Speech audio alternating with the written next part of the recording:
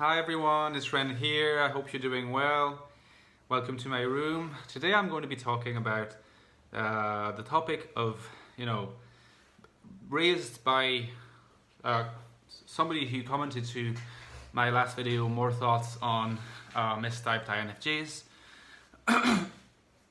Comment which said that I have to apologize, I cannot remember the name of the person who said that.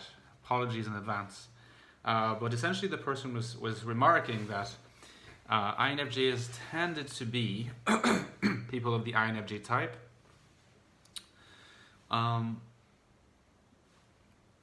More likely to question their type and to continue questioning it throughout their lives at various moments. And also why, as a kind of corollary to that, INFJs, or at least certain INFJs, or people involved in the INFJ community in some way or other, were sometimes prone to questioning other people's types. This is like the sort of kernel of the so-called controversy that I brewed over the weekends with my 2 videos on mistyped INFJs. Like I said in my previous video on more thoughts, I actually think that the controversy didn't happen that much, that it was mostly quite a respectful exchange, and that we more or less together attained to an agreement with some discordant voices, and that's to be expected. But nevertheless, it did raise this interesting point, which actually I have to say I partly learned, and because I learned it from only this person, perhaps it would be useful if you guys in the comments, oh look, this is my cat opening the door. I swear to you, like every time I make a video, she's like, I must leave this room to show the people that I don't like Ren. He's a torturer. Anyway, so yeah. This person was really emphasizing that the INFJ community was particularly prone to that people of other types, including, let's say, intuitive types of all stripes and colors, whom you would assume, because they're intuitive, are likely to come back to the questioning thing all the time. Like, the person was saying that just happened a lot more in the INFJ community, and so do you guys feel the same way? Like, do you guys feel like that's kind of the case? There's more acrimony happening around the typing of INFJs. I mean, and there were people who commented in the previous video as a response to this person, saying essentially that yes, that happens because INFJs tend to be rare, and therefore because it's supposed to be a rare profile, maybe some people are going to be attracted to the idea that they are just part of this like rare species, and because of that, there's good people who are also going to be protective of the INFJ label, because in a way, imagine that you are sort of aware that the INFJ type is rare and that it matters to you. I think it can matter in a healthy way, and it can matter in an unhealthy way. If it matters in a healthy way, I would say in a natural way, knowledge that the INFJ type is rare can provide some people with relief, because they realize, okay, that's why I tend to feel alone, and it provides in life, and it provides them with a sense of relief, because they know that in a way they're not alone in feeling that. It's just because of the rarity of the type. So that's, I think, a relatively natural and healthy way of reacting to the rarity of the type, and that rarity mattering. But then there's people most likely who want to think that they're INFJ, maybe are not. In any case, they attached importance to the rarity of it because they down to the basic idea that it's kind of cool to be a member of a rare species or a rare group of people. And I don't mean this in a glib way, by the way. Like, I think there can be deep, very profound psychological processes to the marking of one's identity according to these labels, okay? And that it could end up mattering a lot to a person to think, okay, like this is rare, and I tested it, so it matters to me that it's rare because it anchors my identity into something that tells me that I matter more to society than I thought. And even though society might not give me the evidence that I matter and that I'm kind of special, I know that I'm special because I'm part of that rare community. Now, to these people who are kind of more defensively caring about the rarity of the INFJ type, and maybe not as healthily caring about the type, and it's you know, in the fact that it's like 1 or 2% of the population, you can understand that like these people are going to feel protective of. They're going to feel protective of who is given the brand, so to speak, who is given the label, who is giving the stamp of confirmation. Because in their mind, there's probably going to be some fear that if everybody starts, it's obviously not going to happen, but I could easily imagine a person thinking like that. You know, some fear that if everybody starts identifying as INFJ, well, that's going to water down the rarity of the type, and it's going to become less rare. Which is why, I mean, I'm pretty sure that like when you see those threads that keep coming back to these rankings in rarity, you know, the official MBTI website gives official numbers, and there are these debates, is because there is an implicit interest in like who's the rarest or who is one of the rarest, and with that comes a potential fear of a certain type no longer being the rarest type. And so there's probably going to be some concern on the part of some to keep the bounds of, like, keep the rights of entry into a group type limited, so that psychologically they could feel like they're safeguarding the rarity of their category as the rarest or whatever, because that is intrinsically linked to a certain dimension of how they value their worth and how society recognizes or does not recognize it, even though they know it's still innate in them. So I think that's the first dimension, and I think that exists.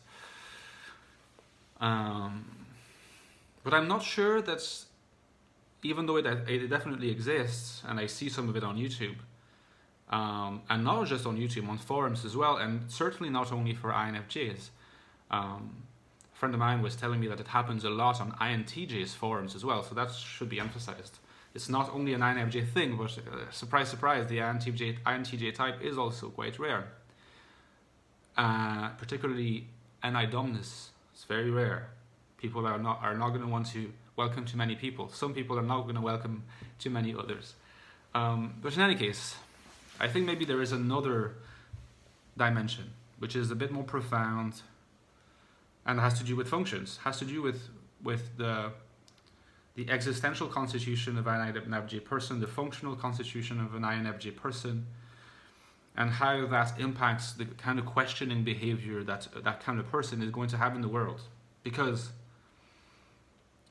from interacting with a lot of different people, online and in reality, and being a lot of the time a kind of detached observer, not all the time, but I can be this kind of detached observer, or at least somewhat detached observer of people and their proclivities, their behaviors, these different things.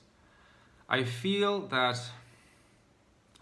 the NIFE TI SE functional makeup correlates to some extent with a very deeply questioning behavior, especially for N subtypes. You know the difference between N subtypes and F subtypes in INFJs. So you actually have a lot of INFJs who are very strong on their FE, and a lot of INFJs who are a bit less strong on their FE, but more inhabiting NI, if you like. And particularly the N subtypes INFJs, and there are quite a lot of them. I mean, when you're an NI dominant type, reality,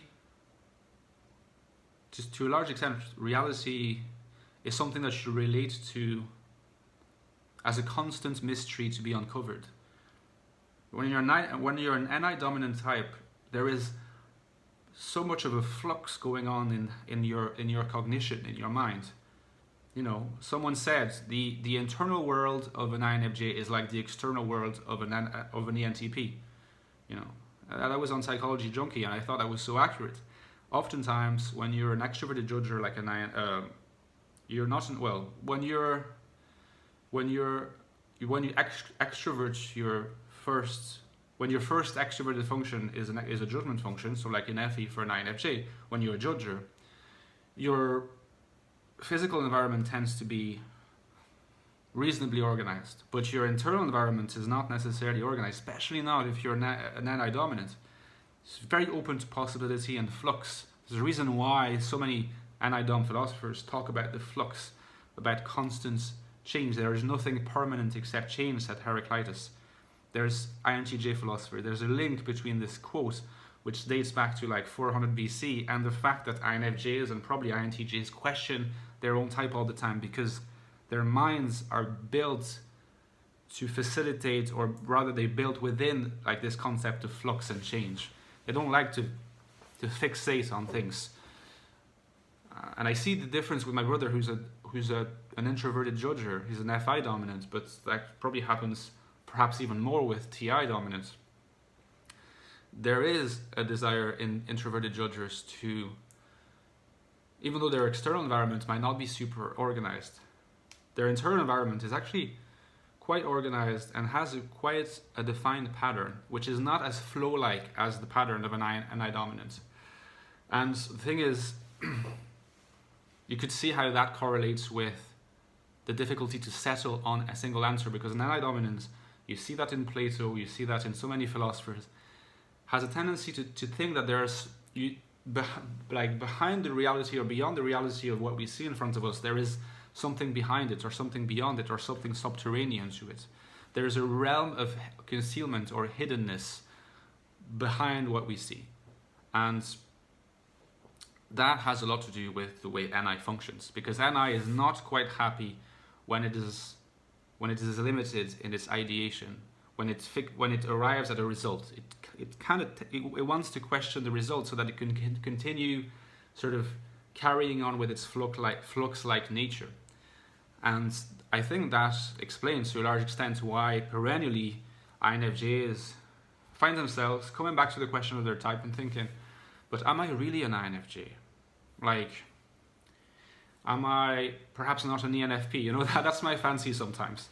Like, I mean, you know, sometimes I drift, you know, into certain thoughts when I'm walking, for instance. And I stop myself and I'm like, what am I thinking? And I'd have those, I mean, obviously that doesn't happen all the time, but it's happened to me to have like reveries, daydreams about perhaps being an ENFP after all, and how, you know, I was wrong the whole time, and I should look into that, you know. And it's pretty clear that I use TI, I think, so ENFP is not likely, but that's me, you know, the guy who is one of these people who make videos about INFJness. So it happens. It's constitutive, I think, of the INFJ makeup because of NI, but also because of FE. And maybe I'll finish with that, because even more because of FE. So NI is going to play a role, but FE also is that function which seeks a certain form of validation from the outside world. But what it means is that our internal valuation exists, but it is usually not final. We need external validation as well. That does not quite happen as much for the valuation of FI users, especially FI dominance, FI auxiliary, FI tertiary. So then that includes INFPs, but also ENFPs, and INTJs, to only speak about intuitives. And so in a sense, you could say that even an INTJ, who's an NI dominant, because they're FI users, they're going to be a little bit more certain. Like once they've settled on something and a sense of identity, they're going to fixate on it, even though they have a flux-like mind, just like the INFJ does, because they both share NI dominance. But not only does INFJs have this questioning Flux-like approach to the world, which is related to their INI dominance, but they also have this need for external validation that comes from FE, and that is superimposed upon the internal validation that comes from their relatively, not weak, but definitely weaker than FI.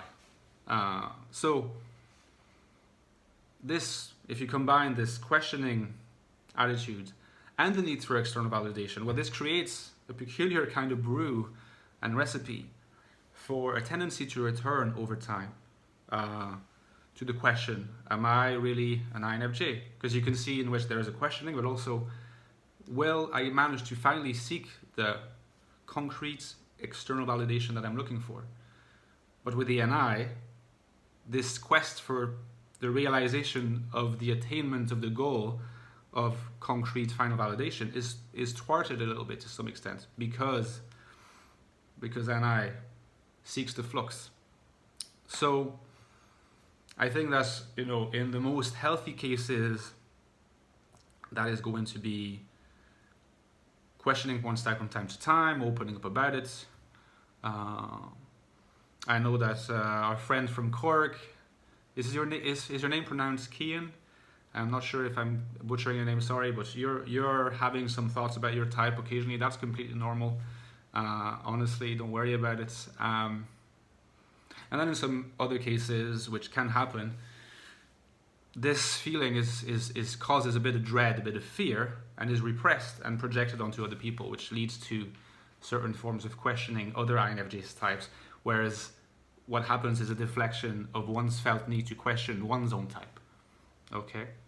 And that's my perspective, so let me know in the comments what you think, and I'll be talking to you very soon, guys. Hope this was helpful. Bye.